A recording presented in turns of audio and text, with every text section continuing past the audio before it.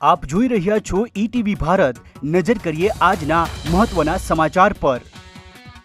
બિહારમાં જનવિશ્વાસ રેલીના મંચ પર લાલુ યાદવ, રાહુલ ગાંધી અને અખિલેશ યાદવ સહિત દિગ્ગજ નેતાઓની હાજરી, સમર્થકોનો ઉમટ્યો જનસેલાબ। ગૌતમ ગંભીર બાદ પૂર્વ કેન્દ્રીય મંત્રી ડોક્ટર હર્ષવર્ધને પણ રાજકારણમાંથી સંન્યાસ લેવાના આપ્યા સંકેત, એક્સ પર લખી ભાવુક પોસ્ટ। ભોજપુરી સ્ટાર પવન સિંહે આસનસોલ લોકસભા બેઠક પરથી ચૂંટણી લડવાનો કર્યો ઇનકાર, આરાથી ઈચ્છતા હતા ટિકિટ, એક્સ પર ભાજપ પક્ષના નામે લખી પોસ્ટ।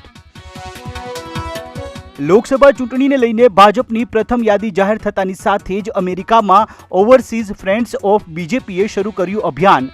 2024ની ચૂંટણીમાં મિશન 400 પારનો કર્યો પ્રારંભ। શાહબાઝ શરીફ બીજી વખત બન્યા પાકિસ્તાનના વડાપ્રધાન, પીટીઆઈના ઉમર અયુબ ખાનને હરાવ્યા, હવે ગઠબંધન સરકારમાં કરશે નેતૃત્વ। બિલ્કિસ બાનો કેસના 11 દોષિતોમાંથી 2એ સુપ્રીમ કોર્ટમાં અરજી કરી દાખલ, અરજીમાં સજા માફીનો કર્યો ઉલ્લેખ। દાંતા પાલનપુર હાઈવે પર શ્રમિકોને લઈ જતી ગાડીનું ટાયર ફાટતા સર્જાયો અકસ્માત, 2 લોકોના મોત તો પારડી પાસે અજાણ્યા વાહન ચાલકની અડફેટે બાઇક સવારનું મોત।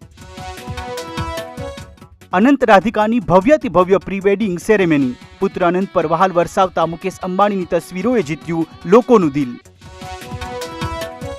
અનંત રાધિકા પ્રી વેડિંગ સેલિબ્રેશનનો ત્રીજો દિવસ, પત્ની સાથે પહોંચ્યા સાઉથના સુપરસ્ટાર રજનીકાંત, તો શ્રેયા ઘોષાલે લૂંટી મહેફિલ। આઈપીએલ 2024નો પ્રોમો થયો રિલીઝ, વિડીયોમાં જોવા મળ્યો પંત, હાર્દિક અને રાહુલનો જલવો। આગામી 22 માર્ચથી શરૂ થશે આઈપીએલની 17મી સિઝન। તો આ હતા આજના મહત્વના સમાચાર। વધુ માહિતી અને સમાચારો માટે લોગિન કરો www.etvbharat.com।